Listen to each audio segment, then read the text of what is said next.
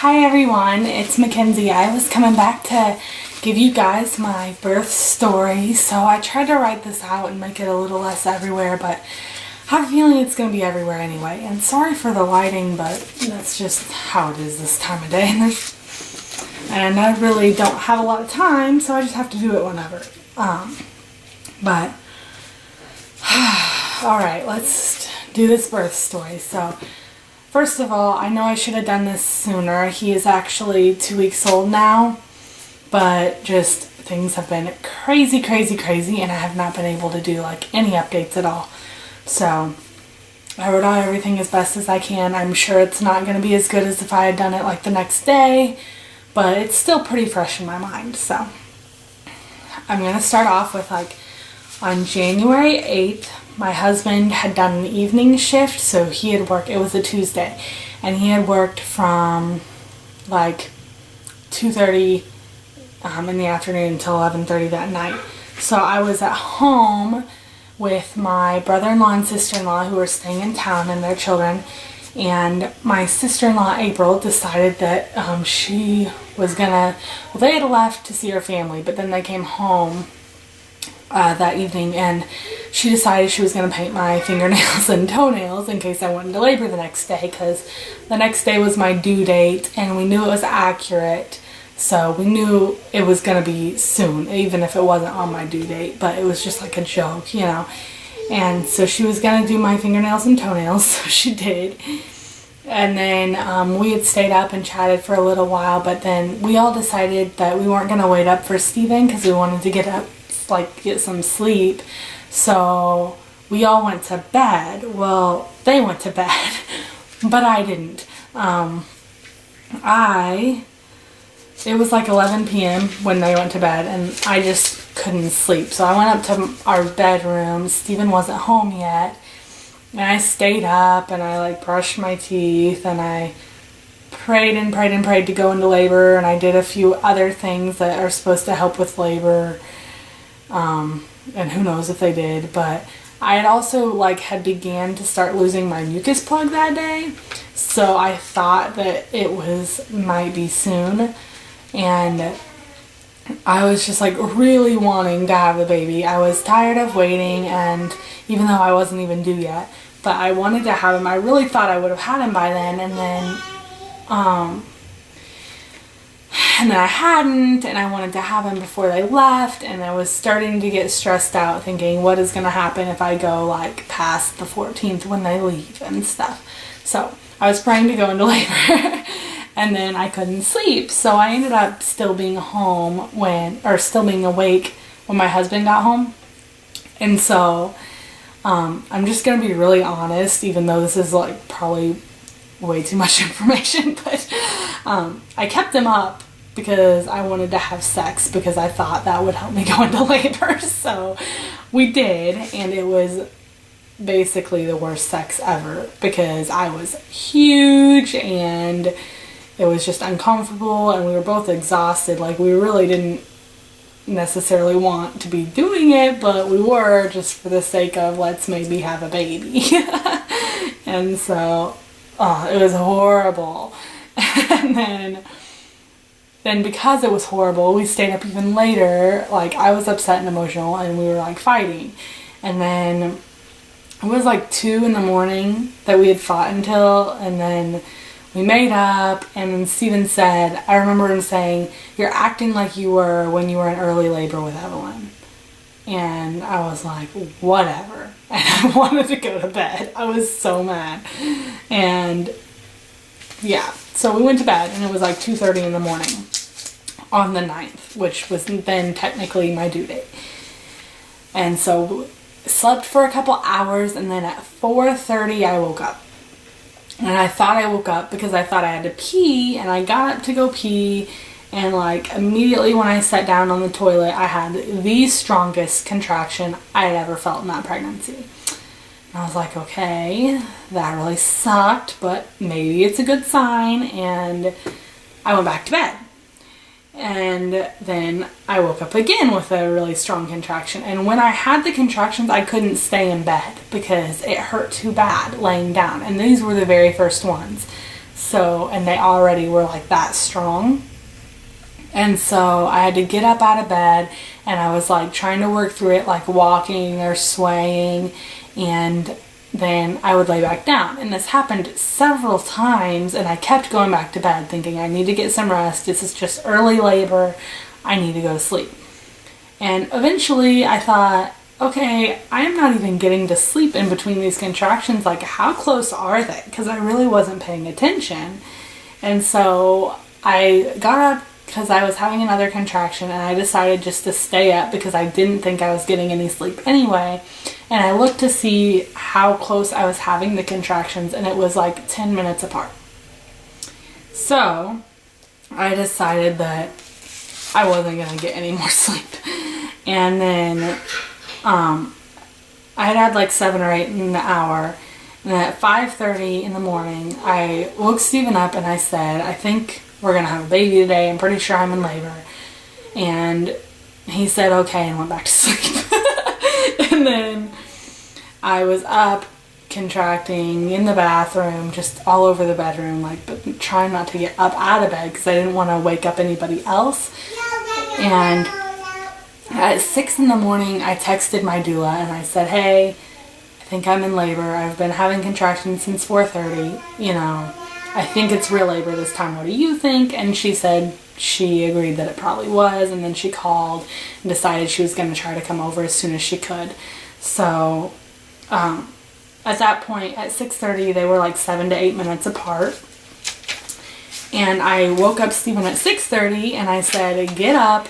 I'm in labor and I'm not able to do anything. I need you to make me some breakfast, and I need you to, you know, make Evelyn breakfast because I don't know when I'm going to be able to eat. Like, I wanted to have some fuel to go off of because I hadn't eaten since dinner the night before, which I had just had like leftovers or something. So he started getting Evelyn ready and making breakfast, and then at 7:30, our brother and sister-in-law woke up with their kids, and so April, my sister-in-law, was in the kitchen with Steven, and I walked through there and they were whispering, and I knew that they were talking about me.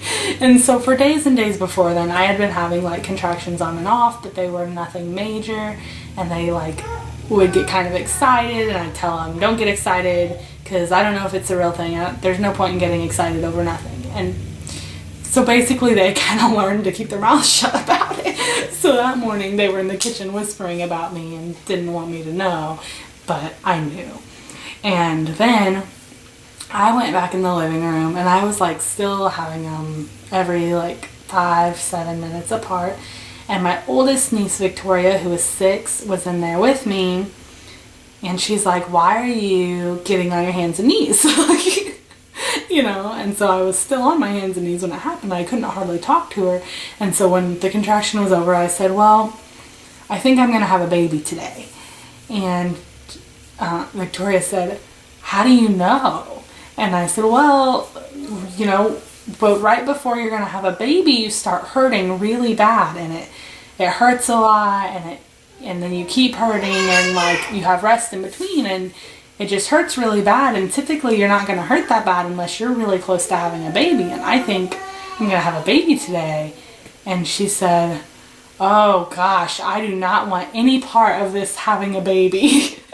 And I was like, well, that's okay, because, you know, you have a long time before you need to think about it. And if you don't want to have babies, that's all right. You know, you don't have to have babies. And she was like, no way. I do not want to be in pain. I don't want to have a baby. And I was like, all right. And then, so she cracks me up. So then I started having more contractions, and it was getting really strong. And then when it was over, I had to go to the bathroom. So I told Victoria, I was like, I'll be right back, you know, I'm gonna go to the bathroom. When I went up the stairs to go to the bathroom, and I sat on the toilet, and I think that just, like, I think when you sit on the toilet, it brings your contractions on stronger. Just through my experience, I think that. And so once I went to the bathroom, it was really bad, and I did not go back down there with my niece because I thought they were so strong that I was not going to be able to keep myself in a spot where I thought she should be able to see me. I thought that I was going to be hurting too bad. I didn't want to freak her out too bad and stuff. So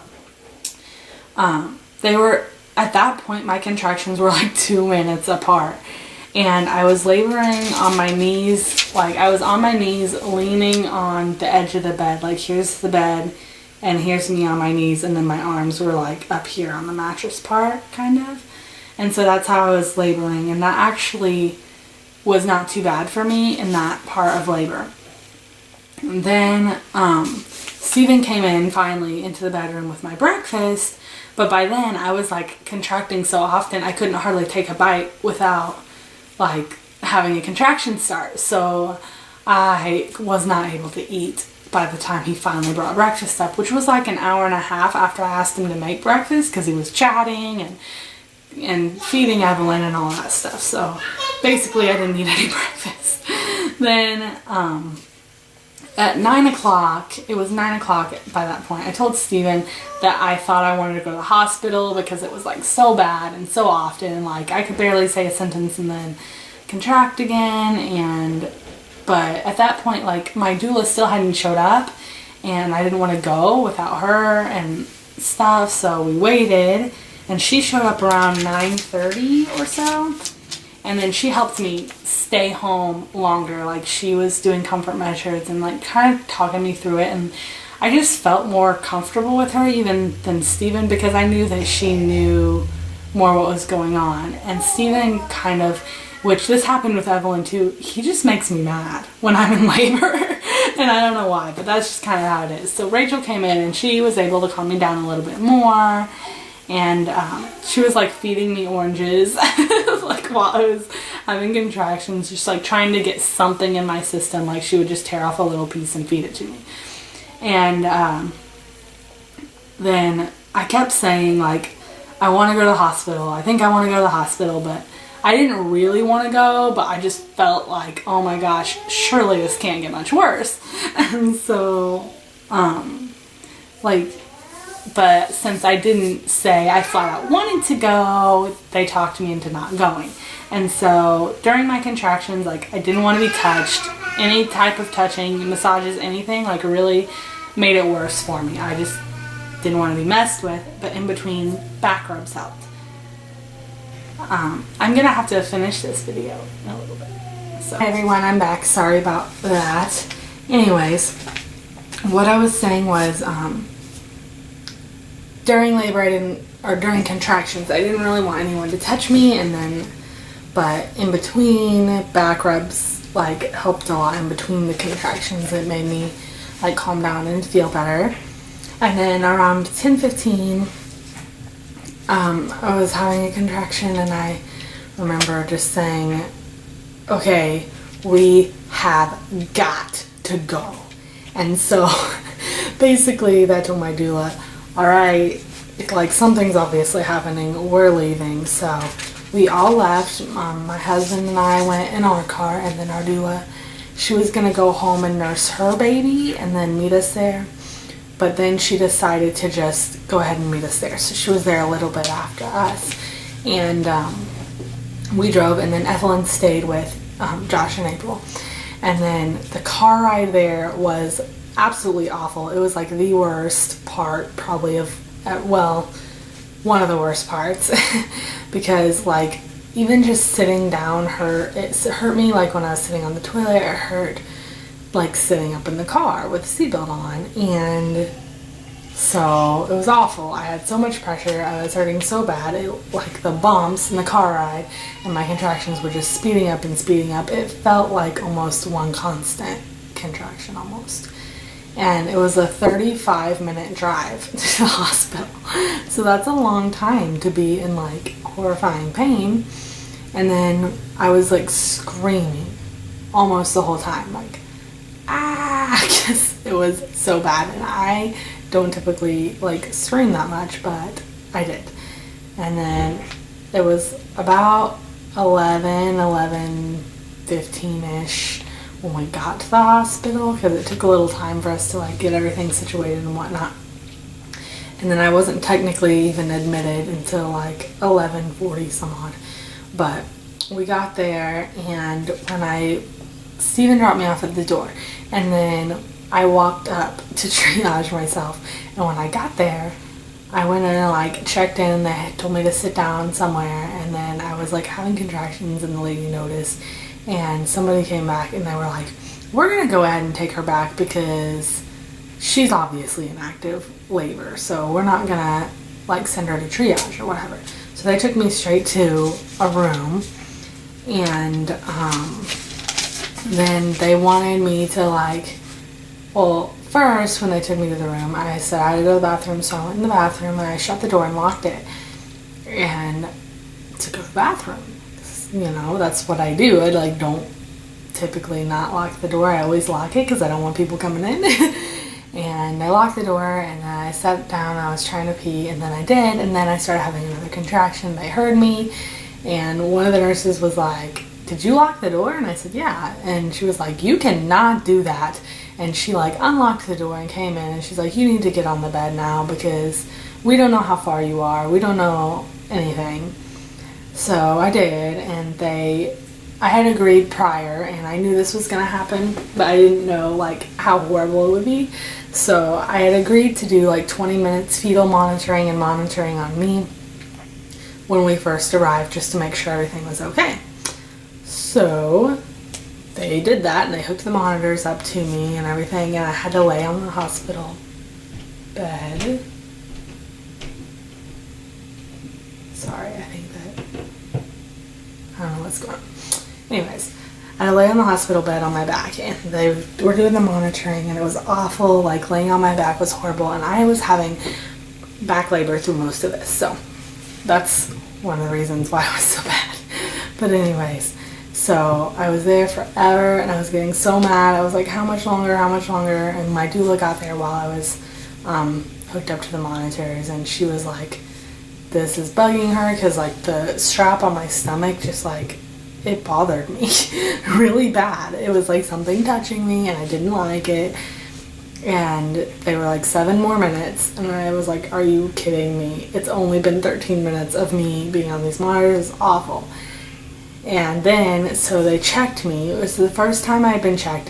When I was, the Monday beforehand I went in, and I was 2 centimeters and 50% effaced. And this was Wednesday morning, so it had been like 2 days.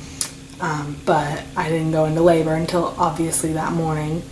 And they checked me first time when I got to the hospital, and I was 9 centimeters dilated, and I had a bulging bag of water because my water had not broken. So at that point I was like, whoa, I'm 9 centimeters? Are you kidding me? Like, I thought I was being a total wuss, and that I would probably be like 4, maybe 5, like if I was lucky. But I was 9.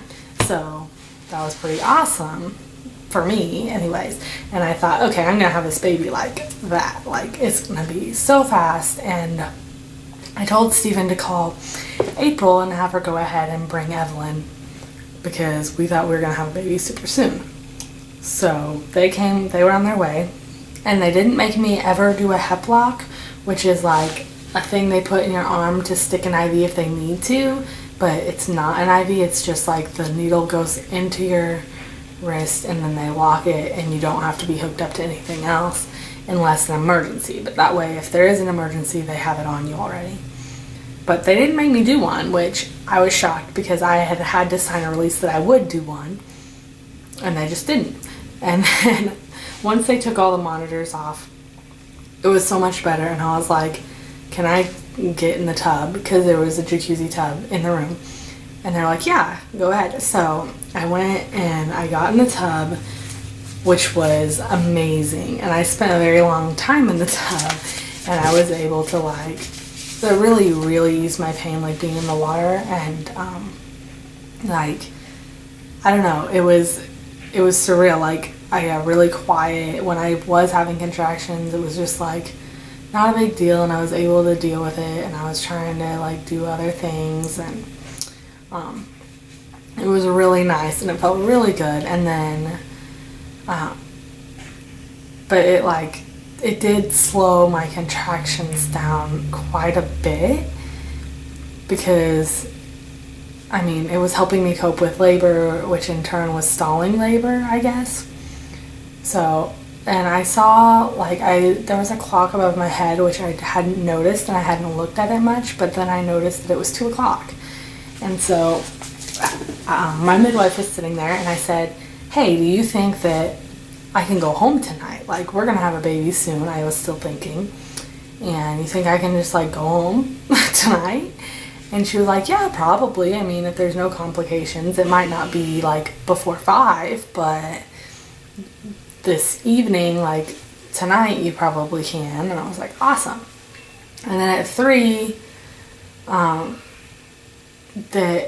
p.m., like, my contractions still were super slow, and they had slowed down to like 5 minutes. And when they checked me and I was a 9, that was like before noon, by the way.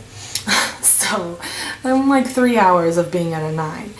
And so my contractions had slowed down. They were like 5 minutes apart, and she said, you know, maybe you should get out of the water and like actually like try to labor. It's gonna hurt more, but you know, it might make things go a little faster if you get up and start doing something else. And so I did.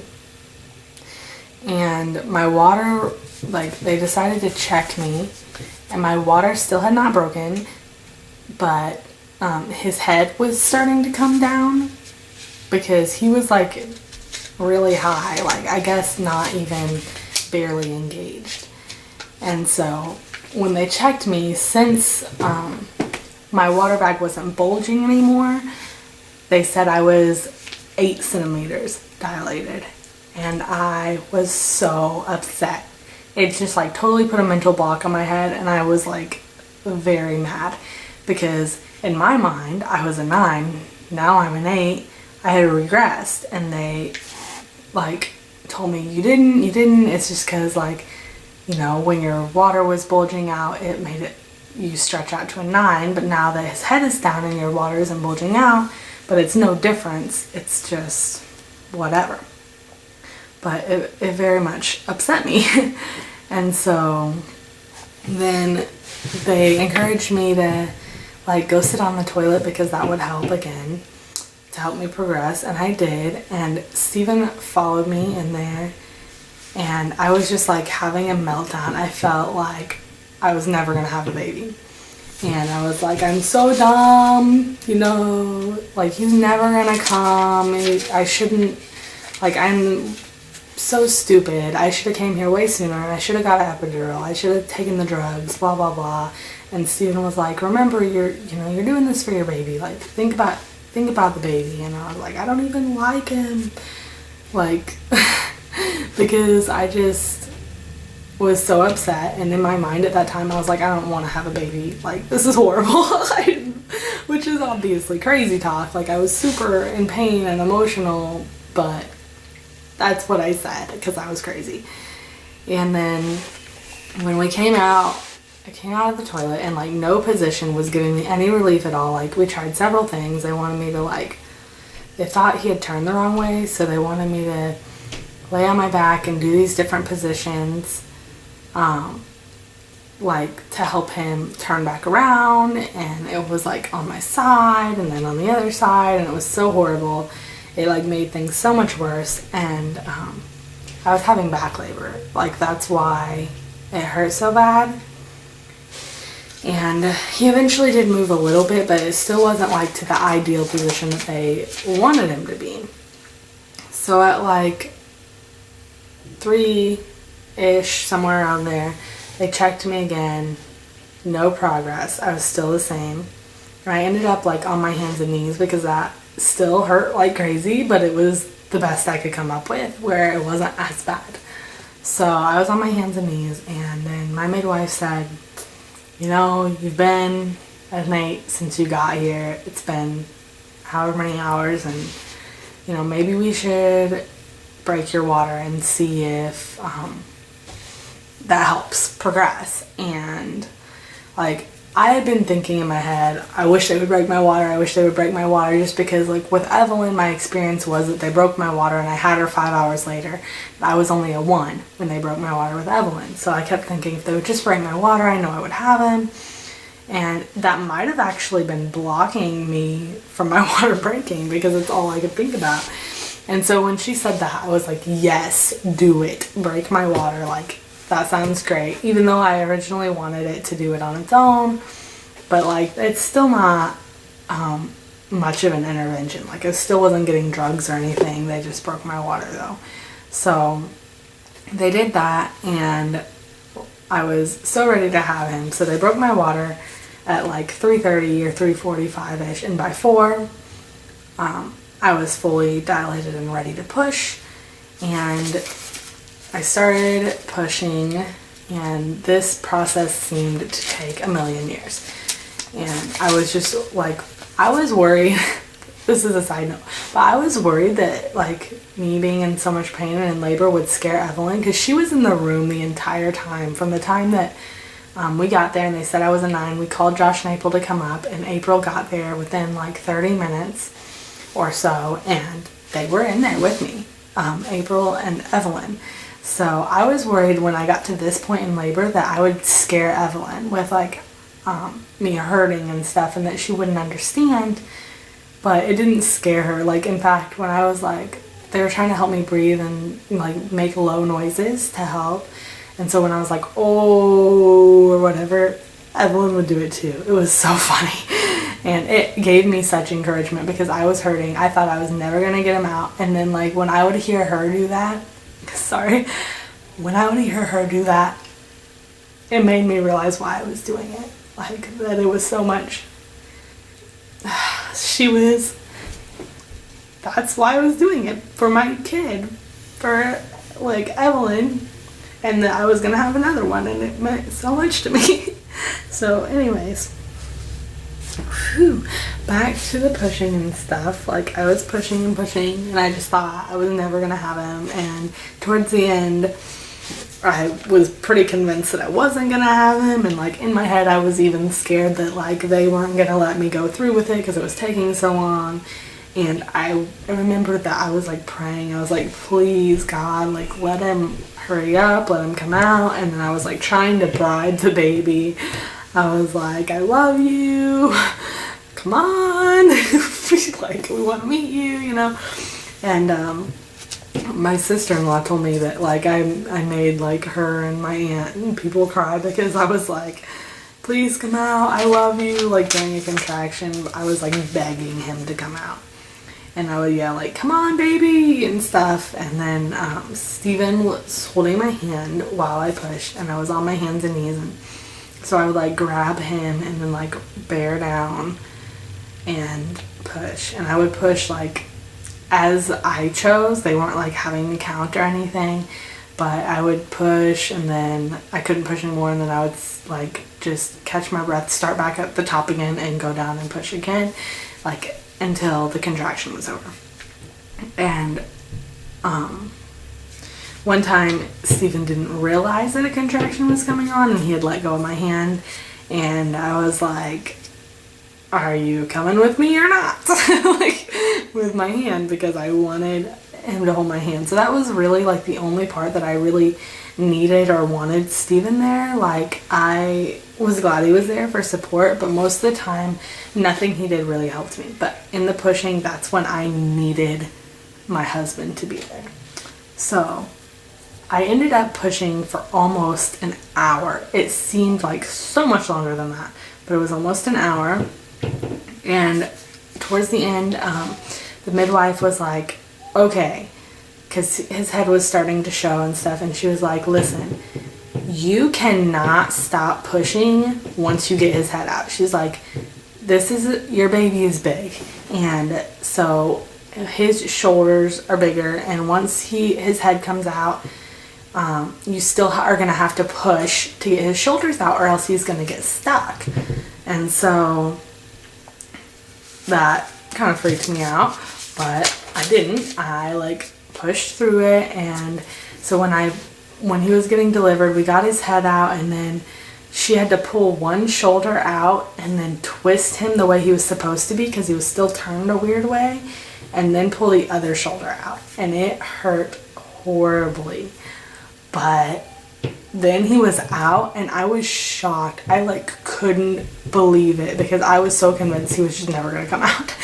And I was on my hands and knees still, and I remember looking around and I was like, oh my gosh, like I cannot believe I did that. I really didn't think I was gonna be able to.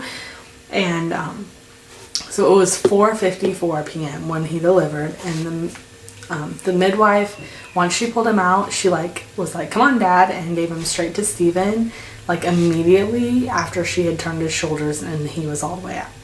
And then Steven held him like while I was getting turned around, because I was on my hands and knees, so I was trying to turn around and I had to like step over the umbilical cord kind of.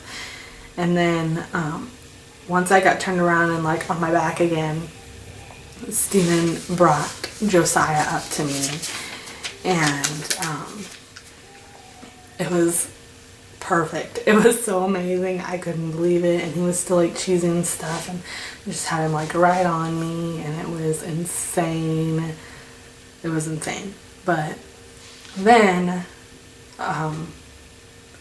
my placenta was not delivering, and I was bleeding like crazy, and it wasn't good. And so my midwife thought that my placenta was partially detached, which is like a pretty big issue.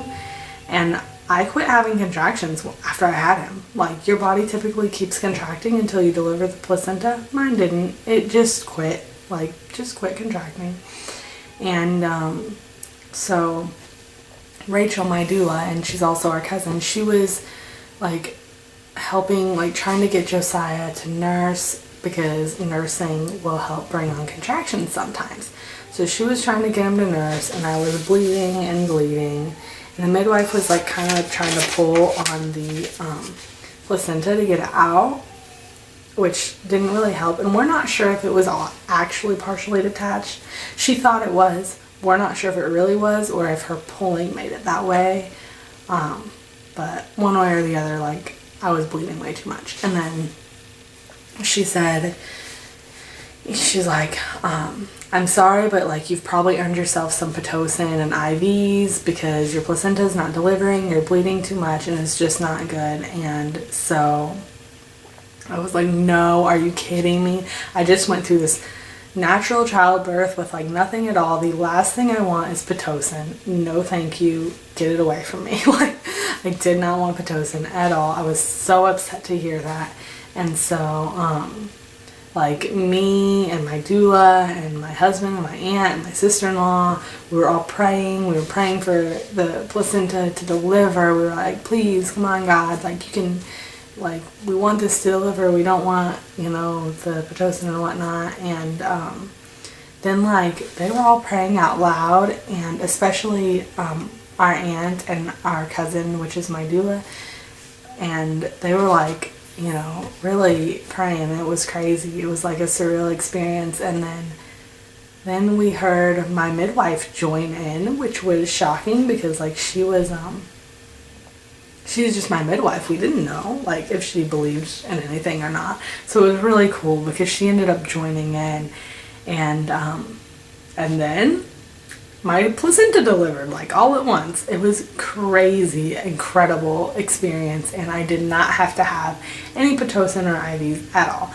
So, but I was still bleeding a little more than they wanted to, and they checked my hemoglobin, and my levels had dropped 3 points. So they did decide that I was gonna have to spend the night, even though I didn't originally want to, but just to check on my bleeding and stuff and make sure that, you know, it stopped and I didn't lose too much blood and like pass out or anything. So, because I was pretty pale and like foods weren't really helping, and Rachel and them, they were like trying to get me to eat and trying to get me to drink, but like I didn't have much food through my whole labor. They allowed me to have food, but I didn't have much because I was like, my contractions were so strong and close together that I couldn't hardly take a bite and swallow before I had another contraction. So finally my bleeding did slow down though, and things were doing really good. And then the pediatrician came in to check Josiah, and they weighed him and measured him, and he was 9 pounds, 7.3 ounces, and 21 inches long. It was crazy. I could not believe he weighed that much. I thought he would be around 9 pounds, but I didn't expect him to be 9.5 pounds. But anyways, then like we did have, I finally got up. I was still naked. I was naked through like all of labor once we got there, once I got in the tub. And I was still naked and like had been laying there, and blood was everywhere. Because when you deliver on your hands and knees, it's very messy because it just goes everywhere. And so finally we like called somebody when I finally decided I was going to get up and go to the bathroom. And we said, hey, I'm going to the bathroom, and like we're going to need sheets changed and everything. And they came in, and this nurse was like, oh girl, we're just gonna move your room because this is too much. Like, and she helped me get cleaned up and stuff. So we did end up switching rooms. And once we switched rooms, my bleeding was so minimal, like serious, less than when you're on your period, honestly, that it was no big deal. But we moved rooms just for that reason, and we spent the night, and then the next morning they just had to keep coming in and like pushing on my stomach and making sure that I wasn't bleeding too much and stuff. And they took my hemoglobin levels one more time to make sure I hadn't dropped any more. And then we were just like waiting on paperwork, and we got to go home the very next day. And like we finally got to leave at like 1 p.m. and go home. So we still were there. Like I delivered him. It was almost 5 p.m. when I delivered him, and I went home at 1 the next day. So it was still less than 24 hours we were in the hospital. So that was awesome. And it was an incredible experience. So much different than my labor and delivery with Evelyn, which was still incredible. Like, baby is always amazing. But I think I'm going to do another video like on the differences that I experienced just with like typical by the book, how the hospitals do it these days, and my natural childbirth, and just like the differences were insane. But I will say, for me going to a hospital, I was very, very impressed with the hospital staff and the midwives and stuff, and it was like awesome. Like they really didn't push anything, so I was very happy with that. But anyways, it was incredible, and I'm so happy to have him, and he is perfect baby. And yeah, I will see you guys in my next vlog, and I will actually be showing him to you guys more and like get him on video in my next vlog too, because I think it will be his 2-week update I'm gonna make like today or tomorrow. So thank you guys for all the support and everything, and following me like on this pregnancy and stuff. It's crazy. I can't believe I already had him. But I will talk to you later. Bye.